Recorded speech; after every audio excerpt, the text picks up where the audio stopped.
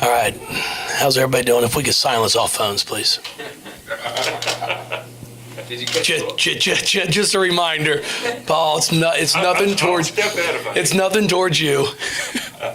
You jump off to a 19-5 start here, things are rolling pretty good, but they were a team that would not go away, weren't they? Oh, yeah. I mean, they're too well coached. There's no question that they were not going to just roll over, and we knew that. I thought we did a lot of really good things in that first start of the game. We kind of got the pace going that we wanted. We executed well. We passed the ball. A lot of good things. And then, when we subbed, we kind of took a step back, and that's something I've talked to our bench players about. When you go in there, you have to bring the energy. Like, you're fresh. We shouldn't go back a step. We should go forward. So, that part was a little bit of concern for me. But overall, our effort was good. We've just got to be able to do a better job of rebounding the basketball. We have to find a body, put somebody on, put a forearm on somebody, turn in box, hold your rebounding position, and then go get the ball. It's an effort. It takes work. If you want to rebound the ball, it's a mindset. It's a mentality. So we have to really get to work here these next few days to try and get that vastly improved, because we've got a stretch here of 5-6 ball games in a row against some pretty darn talented basketball teams that we're going to have to be able to rebound the ball. Can we ask a free throw question on the 10 for 10? Yeah, we changed everything we did. We closed our eyes when we shot. The goals were off. We brought the tape out. We measured them. They were like 10-4. So I'll just make up anything for you, Paul. I mean, let's just roll. Let's roll with it. It's like I've told people. Sierra Johnson, Sam Furing are the two that are really working on bringing up their free throw percentages. They're really working at it hard. They're in the gym. They're making 200, 300 every single day. But if you look at the rest of the group, we shoot it at a pretty good percentage. And tonight, Sierra didn't get fouled. Sam didn't get fouled. So the rest of them go 10 for 10 at the line. So those are just the numbers that stick out that we have to continue to work on. And Sierra and Sam, they're good free throw shooters. They make them in practice. So I have no doubt when they get back up to the free throw line, they're going to make theirs. Talking about the stretch ahead, how tough is it, these next 3 games? Well, I mean, you've got 2 top 5 teams, then a top 20 team, and then you're playing Western Kentucky here at home, who just beat a top 25 team in Indiana at home, and then South Dakota State that just went up to Iowa and won at Iowa. It's 5 games right there against 5 NCAA tournament teams, and not just teams that are barely going to get in, teams that are going to get in and win basketball games. It's something that it's going to tell a lot about our group. It's not going to define us. If we go 5-0, it's not going to guarantee us a trip to the Final Four. You go 0-5, it's not going to mean you aren't going to get to the Final Four. But it's going to give us a lot of things for us to be able to work on. What do we do well? Where are the areas of improvement? That's the fun part about playing these games, especially early on in the year. We put the schedule together. I really like the schedule. I thought it was one of the toughest schedules we've had since I've been here. We started on the road at UT Martin, and, Kevin and myself, we didn't expect his top 2 players to be out. So that turned into a little bit of a lopsided game. But when it was scheduled, I had a lot of people going, why are you going to UT Martin and playing? You're stupid. You don't want to go there and play. But my thought is, hey, if we can't go there and figure out a way to win, how are we going to win on the road in the ACC? And then they said the same thing when we went to Middle. You don't want to play there. Well, I think it's situations like that can toughen your team up. So hopefully we can use some of those experiences throughout those games to hopefully get us prepared for Sunday. Now at the same time, they've got a pretty talented team. So it's going to be the most talented team we've played to date. There's no question about it. So we're going to have our hands full. We're going to have to make sure we don't, get hit in the mouth right as it starts, and we have to keep our composure. Your team seems to be playing so well so far. How drastically different do they need to play to win a game like Sunday? Well, we're going to have to play a lot tougher.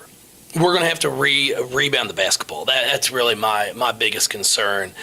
Tonight, I thought for the most part we took care of the basketball. We've just got to get out of some sloppy play when we get the lead.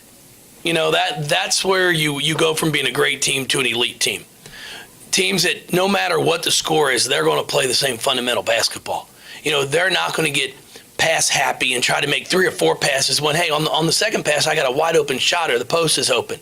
We sometimes overpass because we're trying to, like we like to say, get ourselves a highlight for social media. And unfortunately, it's a terrible thing because then all of a sudden you go from 10 assists and 1 turnover, I think it was in the first quarter, to finishing 18 and 14 because we just get sloppy with it. And, 14 turnovers is still not bad. But where we were after 1 quarter, it should have never gotten to that. How much of that, Mariah was talking about that kind of lack of focus after that start.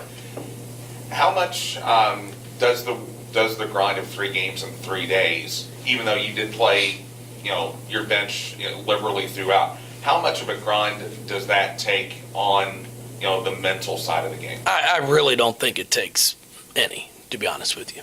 I mean, now, if we're playing everybody 38 minutes, those first 2 games, then I'd agree with you. But, there were situations where some of them didn't play the fourth quarter of the first 2 games. Some of them didn't even play but maybe 5 minutes in the second half. So I think, the game, the Bowling Green game, I think we may have had Asia play 24 minutes, which was the most of anybody. And then in the Lafayette game last night, I don't think anybody played over 22 minutes. So you can't tell me you're that tired. I mean, any kid would rather play than practice. Anybody would. So we would have practiced a lot longer than some of them actually were out there playing. So it's just a matter of being mentally tough and understanding you got to keep that same mental focus during a stretch you're up or a stretch you're down. We'll ask you, like we ask the players, Thanksgiving, what's your favorite side dish? Oh, I like the candied yams. I mean, you got stuffing. There's a lot. I've just got to stay disciplined myself, and not eat too much. Any of them that you just absolutely won't eat? No, I eat about everything. That's one thing. I'll try about anything. What does Asia's shooting mean for your team in terms of opening up the offense? Well, it means, we get the opportunity to hopefully get some others involved. I'm challenging her now to evolve her game. She shoots the ball as well as anybody that we've had here. Now, because of that, and people are going to be keying on her, I'm going to see, can she start to get 3 or 4 assists? That's where all of a sudden now you really start to expand your game. And that's where, and I know she can. Now it's just a matter of her getting that. I still want her to look for her shot first. But if you're double teamed, then you got to find that next person and start getting 4 or 5 assists. Because now you really start being a problem for defenses. And that's one thing I'll say for Mariah. When she goes 2 of 6, 1 of 5 from 3, but she comes up with 7 assists. So she's doing more while she's on the floor, even if she's not scoring. Coach, can you talk about Mariah scoring her 1,000 just 2 days after her teammate Maisha? I mean, there's 2 star juniors. That's special. No, it sure is. It's quite amazing that both these young women have been able to get to 1,000 as quickly as they have. And, I think a lot of that goes back to that senior class we had 2 years ago when Mariah and Maisha were freshmen that, just allowed them to focus on scoring. They were our 2 leading scorers their freshman year because they played with a group of seniors who just wanted to win. They didn't care that 2 freshmen came in and took over the role of scoring. And I think that just speaks volumes for our program, the type of young women we have here. And now they've been able to continue that. And they're already at 1,000 right now. But at the same time, I know Asia's our leading scorer right now going through 6 games. And Mariah and Maisha are fine with that. They're excited for her. And that's what is so impressive to me about the program we built here. It's about Louisville. It's about the name on the front of the jersey. It's not about the name on the back, and that's why we don't even have names on the back of them. You know, somebody asked me before the game, you know, I see there's no names on the back, and I just told them, I asked the kids before the year started, what number are you? And they told me their number. So then I figured I didn't have to have their name and number on the back because they knew their jersey. So when they went to get it, they didn't have to flip over the back and say, oh, this is more, this is mine. So we don't have to have a name on the back of it. Now, it's really screwed Nick up, being a first-year radio guy, because he says it's, you know, he's trying to learn them all as fast as he can. Thank you, everybody. Sure appreciate it. Happy Thanksgiving.